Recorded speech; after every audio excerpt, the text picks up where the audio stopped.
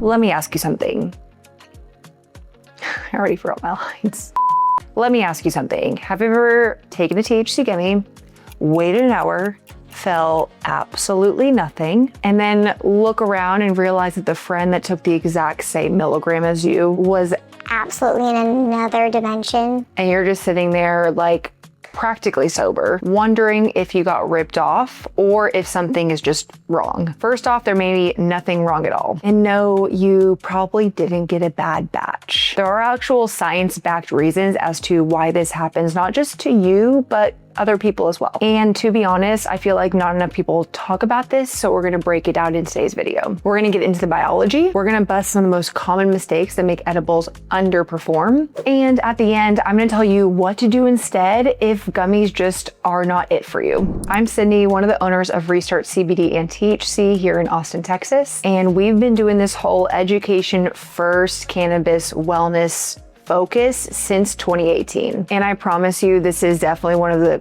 commonly asked questions that we have in our shop online pretty much every single day, every week. So let's get into it. Okay, so first things first, the term people use for this is called blocked. It's actually not an official medical term or anything. It's just what people in the cannabis community use when edibles just aren't doing it. And it's like, no matter what you try, no matter how many milligrams or what kind of edible you take, it just does not hit. And it's actually way more common than what people realize. We hear it pretty much constantly. People come into the shop, they try a gummy, they come back, it doesn't work for them. They try a different gummy, that one still doesn't work for them. And they just feel like they're immune to all cannabis. And that's just simply not the case. Here's what's actually going on in your body when you take THC. When you take a THC edible, it doesn't absorb the same way as when you inhale it, like a pre-roll or a vape pen. Instead of going directly into your bloodstream like inhalable products, it has to go through your digestive system. Your stomach breaks it down, then it travels to your liver, gets processed there, and some conversions happen. And a little science class today, your liver contains a ton of different enzymes to break down cannabis. The main one is CYP3A4. And if you're trying to remember all this, don't worry about it. It's gonna be in the description and you can ask questions in the comments. The main one is called CYP3A4, which is part of the cytochrome P450 enzyme family. These enzymes are responsible for metabolizing a huge percentage of the drugs and compounds humans consume. And their job with THC is to convert delta-9 THC into a compound called 11-hydroxy-THC. Now, 11-hydroxy-THC is interesting. It is actually more potent than delta-9 THC, and it crosses the blood-brain barrier more efficiently than delta-9 THC. This is also, side note, a really big part of why edibles just feel more intense to some people and why they last longer. You're not just getting THC, you're getting this amplified version of THC that your liver broke down and produced. And that's the actual pharmacology behind why edibles hit a lot harder. But there's a catch, and this part explains everything. Those liver enzymes that we just talked about, everybody's are different. The activity level of these enzymes are different. It varies person to person, and a lot of that variety is because of genetics. Some people have highly active enzymes that convert THC quickly and more efficiently. Other people have low enzyme activity, which means they convert very little THC into 11-hydroxy-THC. And the small amount that actually does get converted clears your system before it ever reaches and starts to take effect. And most people honestly fall somewhere right in the middle. So with edibles, you feel like they've just never really worked for you. And I mean, you've done everything right. You've eaten fat soluble foods, you've taken it in 30, 45 minute increments, you've taken the right amount and go slow in doses. It is genuinely possible that your liver is just not processing THC. It is not a character flaw, it's not a tolerance issue, it's really just your individual biology. And once you really understand that, it changes the way you think about edibles and THC in general. The other thing worth noting is that certain medications can affect how your body processes THC as well. Some suppress suppress them, some ramp them up. So if you're on any regular medications, the edibles have always been unpredictable for you. That's another piece to be aware of. And of course, it's always worth checking with your doctor or pharmacist to make sure you're consuming in a very safe and healthy way. Now, before you continue to watch and we start to just blame our liver on everything, I want to talk about the two most common mistakes that make gummies underperform, because it might not just be your liver. And it's genuinely responsible for why people have the stories of edibles just don't work for me. And they're very fixable, which is important. Mistake number one, taking edibles on a completely empty stomach. A lot of people assume that because you consume alcohol on an empty stomach and tend to feel it more intensely, that cannabis works in the same way, and that is just not the case. Edibles, it's actually kind of the opposite. THC is fat soluble, which means that it performs better when you add fat to your diet. And when there's a food in your system, especially something with a little bit of fat like peanut butter, avocado, cream cheese, it could be a handful of nuts, your digestive system produces more bile, which in turn helps break down fat soluble cannabinoids like THC a lot easier and a lot more efficiently. On a completely empty stomach, you can lose a really significant amount of efficiency, which means that the 20 milligram edible that you might try, even a 5 milligram edible you might try, you can feel 1 milligram of it, or you can feel none of it. So if you've ever been taking edibles on an empty stomach, or think, why did this milligram hit harder today versus yesterday, think about what you ate. It could have a lot to do with that. We've had customers come in many times and they're always shocked to find out that cannabis does not perform in the same way that alcohol does. I feel like that's kind of a given, right? Like, of course, cannabis is not alcohol, but oftentimes because it's a vice, people assume that, oh, when I drink and don't eat as much, I feel more alcohol. It must be the same way when I consume cannabis. Not the case. So again, every time someone comes in, we make it a point to make sure, especially if they're new, that they know to eat with their gummy or with their oil or with their smokable product, because one, it's going to give them the best experience, and number two, they don't have to go through all of this, oh, it doesn't work for me, oh, this isn't doing this, or this day it worked better for me than the other. You just consistently know to take an edible or to smoke with something that's value soluble as well. And moving on to mistake number two. This one honestly causes the most chaos, and that is not waiting long enough before taking more. Okay? Edibles can take anywhere from 45 minutes up to 2 hours. 2 hours, okay? If you're taking an edible and waiting 45 minutes and you're thinking, actually, this isn't hitting as hard. Did I eat? Is my liver not processing right? There's a lot of questions that go in your mind. And rather than waiting the full 2 hours or waiting until the next day to try more, you take more at that 45-minute mark, and then boom, 10 minutes later, you actually start to feel it. And then boom, 20 minutes later, you start to feel that second edible, and it's like it's game over, honestly, at that point. You just need to put yourself to bed and hope for the best. It's a really wide window is what I'm trying to get at. And also it depends on your metabolism, right? So if you're someone who has a really fast metabolism, it might take not as long for it to kick in. If you're someone who has a lot slower metabolism, it might extend that full 2 hour mark. There are honestly so many variables when it comes to taking edibles. While it is a consistent dose in that gummy or in that oil, what may be inconsistent is how your body metabolizes that. So honestly, the worst thing you can do is take one, check at 45 minutes, take another, and then you're on like cloud 125,000 versus cloud 9. When you take that second dose, it doesn't take another 45 minutes to 90 minutes to kick in. They are actually hitting around the same time at that 90-minute mark,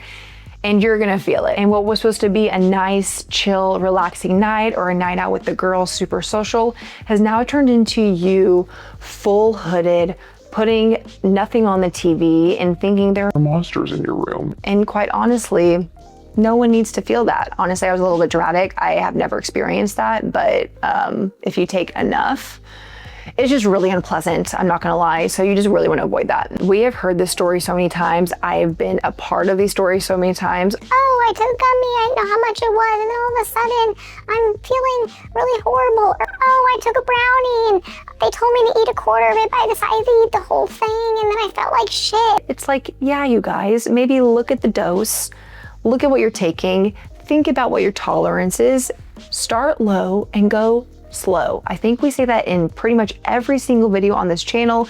Everything we put out there, it's on like our packaging on our bottles. Start low, go slow.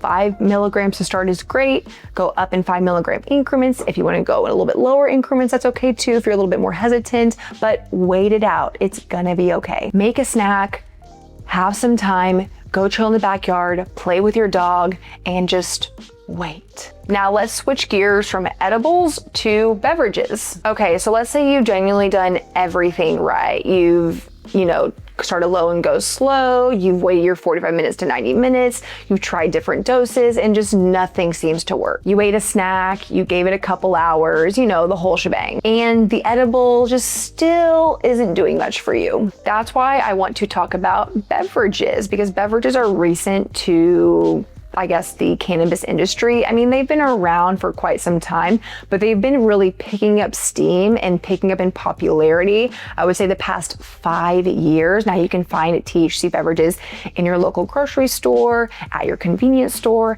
at licensed dispensaries like Restart, and they're a really easy social way to consume. And there's also a couple benefits to them. Most THC beverages on the market now, especially the good ones, use something called nano-emulsified delta-9 THC. It's also called water-soluble THC. And let me explain what that actually means, because it's not just a form of marketing, there's some real science to it. THC in its natural form is hydrophobic, meaning it repels water, which is why when you eat a gummy, you want to eat something fat-soluble. Your body has to use fat in your bile to actually process that edible, and why the whole liver conversion step is so significant. Nano-emulsification is a process that breaks down these molecules into tiny little particles and actually coats them in a water-compatible shell. The result is THC that can mix well in water, and more importantly, your body absorbs it differently. Instead of the whole digestive pathway going through your liver, needing fat,